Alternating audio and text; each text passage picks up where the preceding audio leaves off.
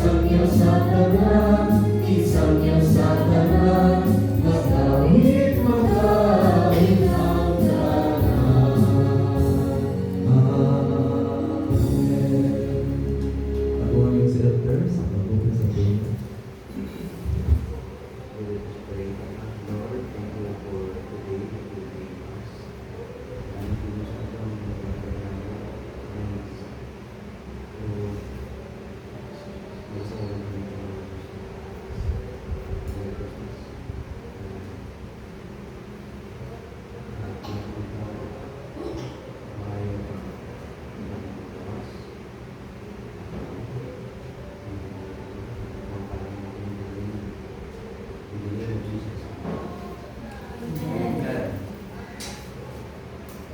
sa atong So, kausap natin may gabi anak sa atong katuturanan sa mensahe karon palayo pagkira ang tagsa-tagsa ng mga Biblia diha sa daang tipan sa sinulat ni Isaias kapitulo 42 versikulo 1 ngadto sa 7.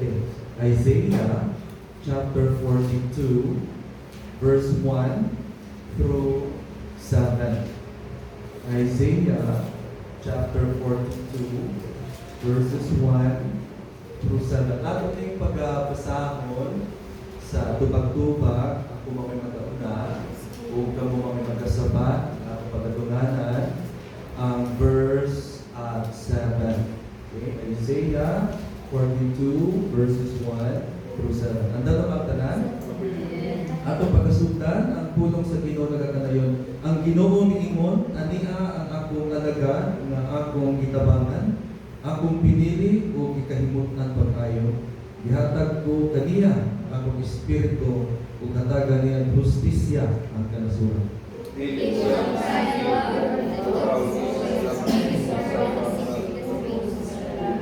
Dili niya balion ang huyang nga bugang o dili niya padungon ang nagkaaw ng suga. Ipatuman gayon niya ang justisya.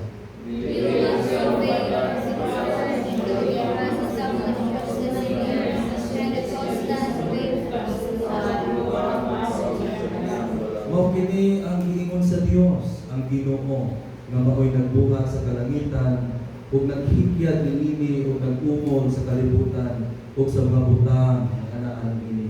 Siya maoy naghatag ug gininhawa sa katawhan ug ginabuhi sa tanang binuhat. Ug karon siya nag-ingon sa iyang sulugoon.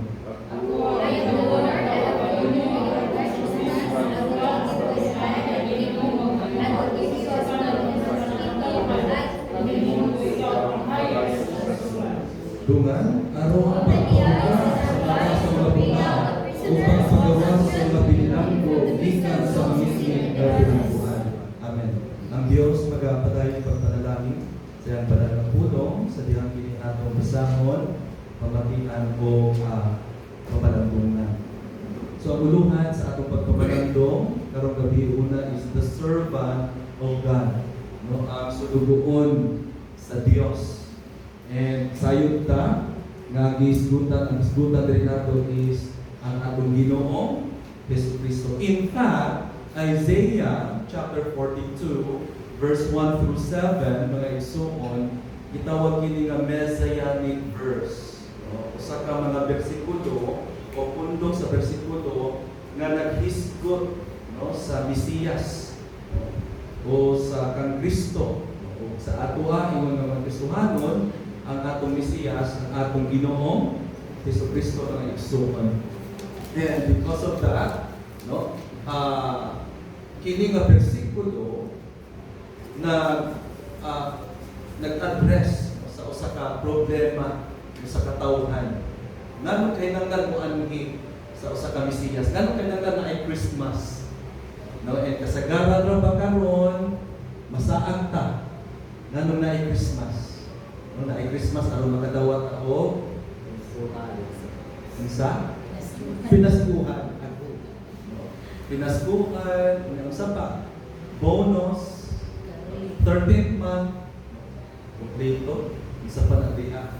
Okay? Apan, of course, dito na siya sa secular. Pero kanato nga mga magtotoo, no? Ang hinungdan nganong naay Christmas mga igsoon tungod kay gustong subarot sa Ginoo ang problema sa katawhan, which is spiritual blindness and spiritual hopelessness.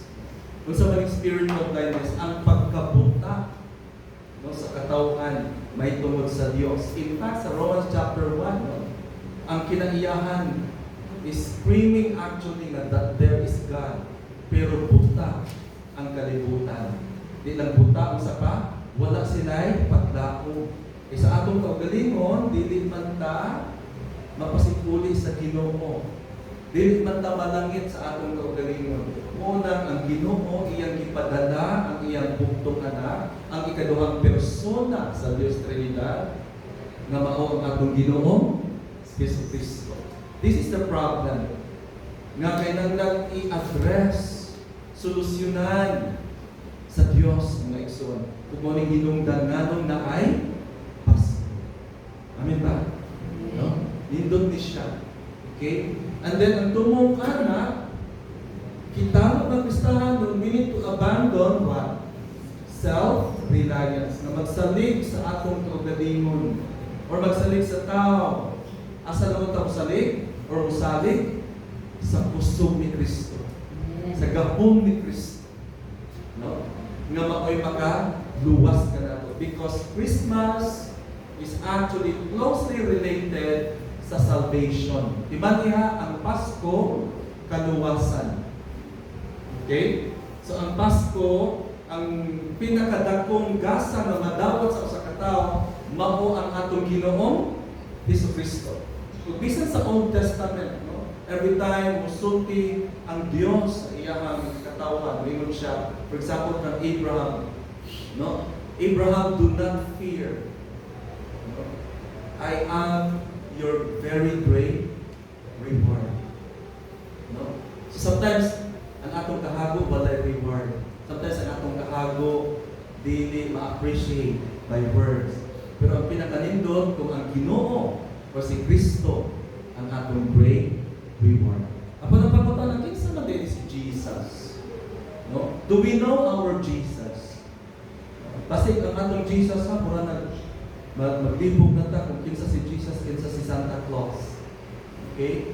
Who is Jesus to us? Who is Jesus in the Bible? Who is this Jesus Christ who can help us in our what? Spiritual blindness and spiritual hopelessness. Nakakita na mo spiritually blind na tao, no? Bisan karon, si Ate May dali magpunta sometimes, no? Imo siyang gisultian, unsay maayo, di gyud siya kasabot. No, di gyud siya kasabot. Bisan ako masyako. Imo nang gi-explainan, di gyud siya kasabot gyud. Ang iyang gusto, ang iyang ipatungan. That's the sign of spiritual blindness. And daghang mga ga-claim nga born again ang spiritually blind. For example, ang pastor tambag, pinasikat sa pulong sa Ginoo, ayaw ani. Tumanong yun niya. Tumutiti siya kasabot. Okay? Kung di niya mapugnan iyang kaugalingon, na tumanong ang iyang gustong kabubuton. That is spiritual blindness. And spiritual blindness is closely related to what? Spiritual hopelessness. Hopeless na ka. Wala kayo paglaom sa inyong kaugalingon unless ang Ginoo mo intervene sa imong kinabuhi mga igsoon. So din niya pagkutana, who is this Jesus Christ? Kinsa ni si Hesus Kristo nga makatabang kanato sa atong pagkabuta, sa atong pagkawalay paglaom mga igsoon. So, in fact, dinhitanaw nato sa atong verse, no? In chapter 42 verse 1 and 2, ang Ginoo miingon, ania ang akong alagad, may servant, nga akong kitabangan, akong pinili, o gikahimot ang pag-ayo. Gihatag ko kaniya ang akong espiritu, o hatagan niya justisya ang kanasuran. Verse 2, dili siya musinggit o mutuaw. Dili siya maghilog saba na pagitulog sa kadalagan. Nagingani ni pag-describe si Jesus. And what's more, kang Jesus mga igsoon, ang una din na gusto lang i-share is that the character of Jesus Christ. No? Ang kinaiyahan, ang kinaiya sa atong Ginoong Jesucristo. Makita nato sa verse 3, dili niya balion ang kuyang nga bugang. Sabot mo bugang? Pareho ta. No? Bruce Reed, alin na lang, lahat na term sa bugang is sa itong apelyido sa ako pa rin pag-umangkong sa madalag.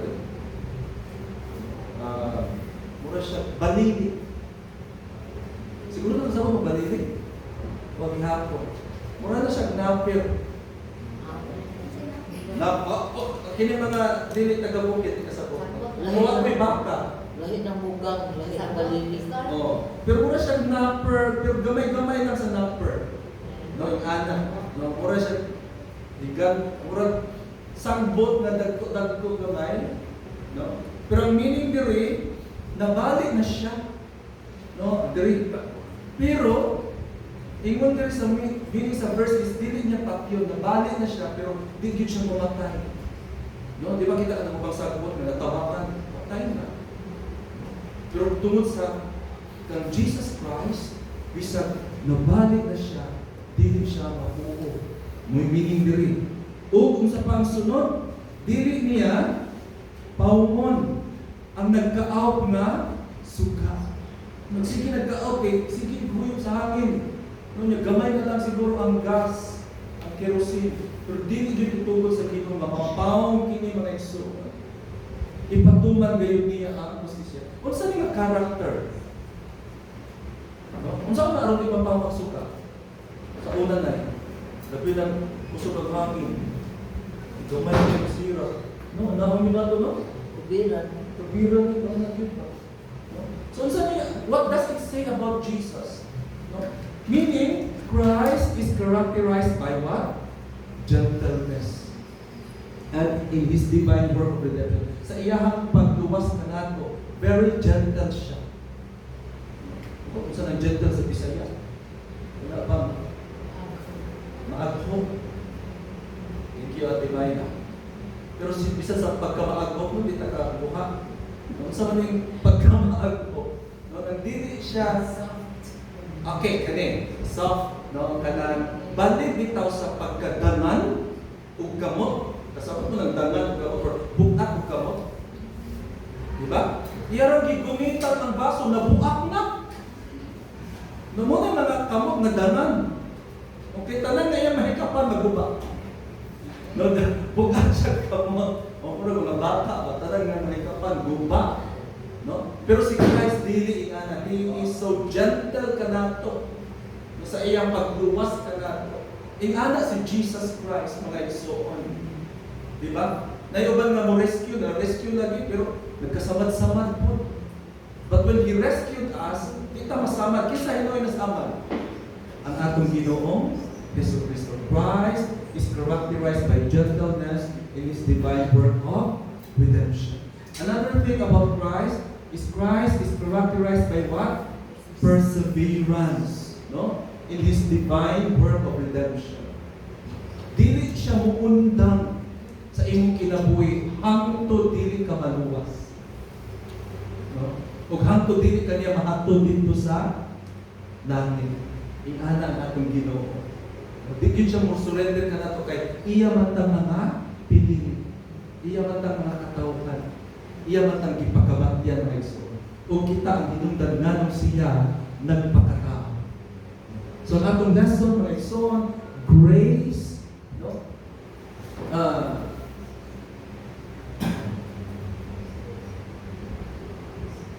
Is the opportunity kalimut ko sa ning the opportunity of the time of salvation. No? In fact, we are now still in the era of Christ's divine work of redemption. We must grab this opportunity. Sorry, didn't mean grace, but grab. Let me change. Grab. Okay. Grab the opportunity of the time of salvation. Naatakaroon sa panahon mga igsoon sa kaluwasan. Muna na kay Christmas. Maabot ang panahon, nahapit na mabalik ang Ginoo.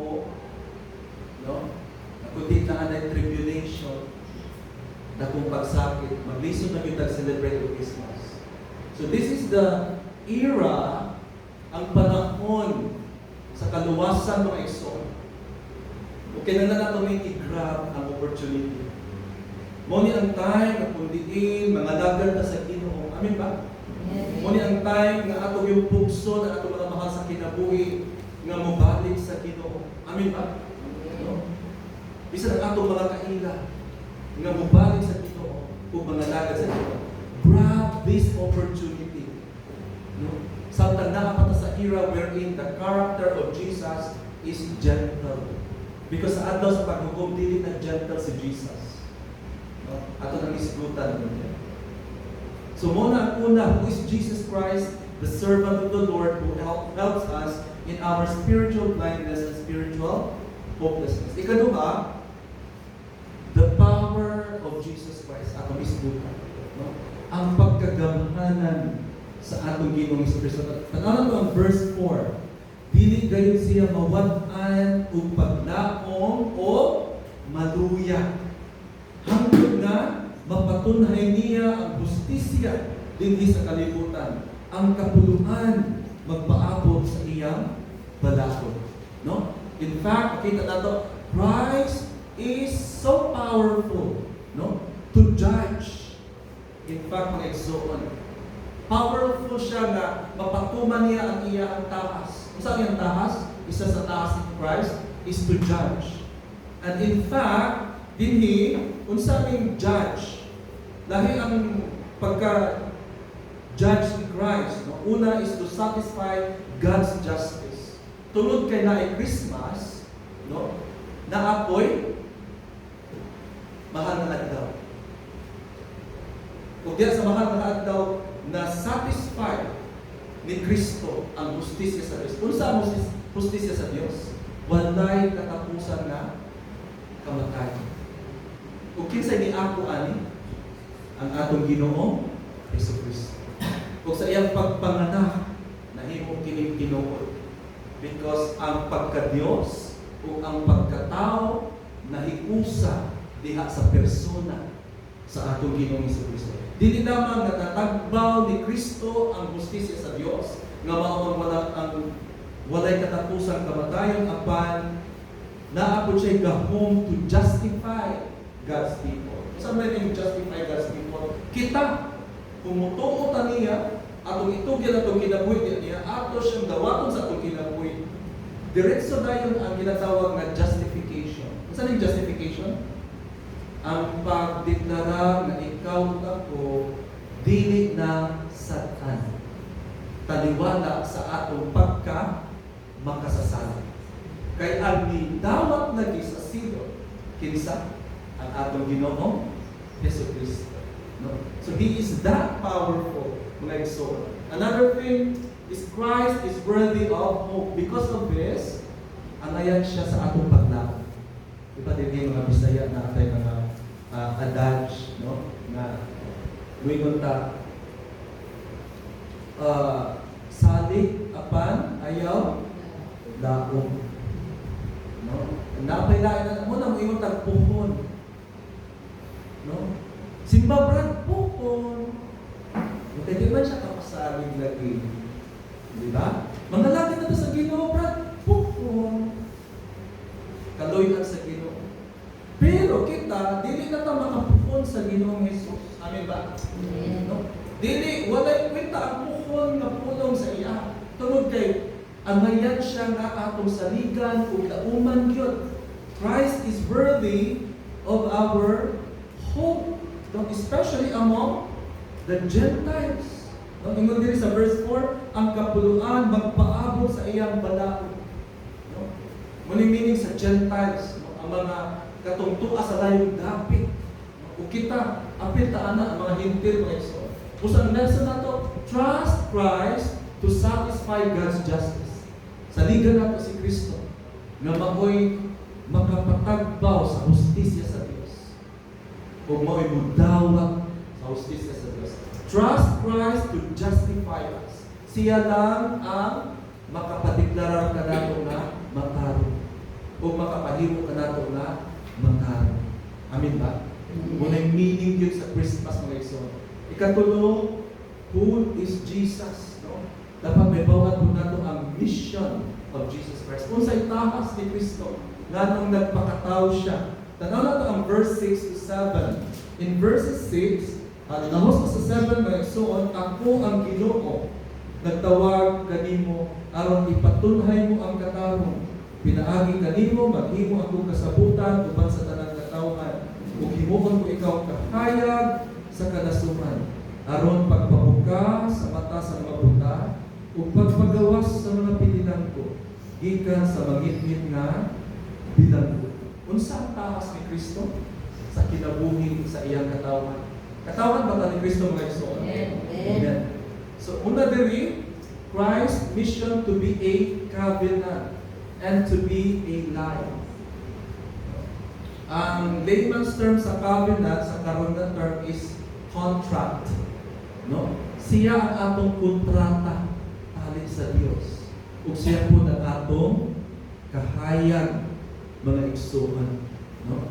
So dinhi to be a covenant for the people and a life to the Gentiles. Sometimes ngit ang atong kinabuhi, ang pantiman, ang atong kahayag, ang atong Ginoong Kristo.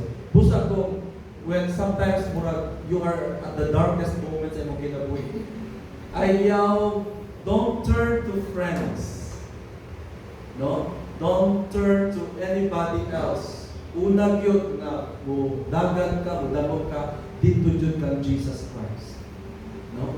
Because He is our life. Kung dinhi sa kontrata na siya pakigsaad ka na. Another thing dinhi mga igsoon ang mission ni Christ, Christ's mission to heal spiritual blindness. Na diri sa verse 6 mga igsoon. Verse 7, pagpabuka sa mata sa mga buta. In fact, when Jesus was here 2,000 years ago, nagtayo jud tuod siya sa mga buta. Dili na ito malilo ha. Di ko gusto man ng mga believers dire mga unbeliever. Nabay mga believers na unbeliever. Unsa man na meaning ana? Believers kunya di mo to nga nangayo si Jesus. To ba ta na nakaayo si Jesus na iso? Amen. No? So dito he was able to heal not only physically but more so spiritually. No? Ang mga di kasabot, nakasabot. Okay? Sa pulong sa Ginoo. Okay? And then, Christ's mission to liberate who are enslaved to sin. No, nadiri sa verse 7, aron pagpabuka sa mata sa mga buta, o pagpagawa sa binilanggo, gikan sa mangitgit nga bilangguan na iso.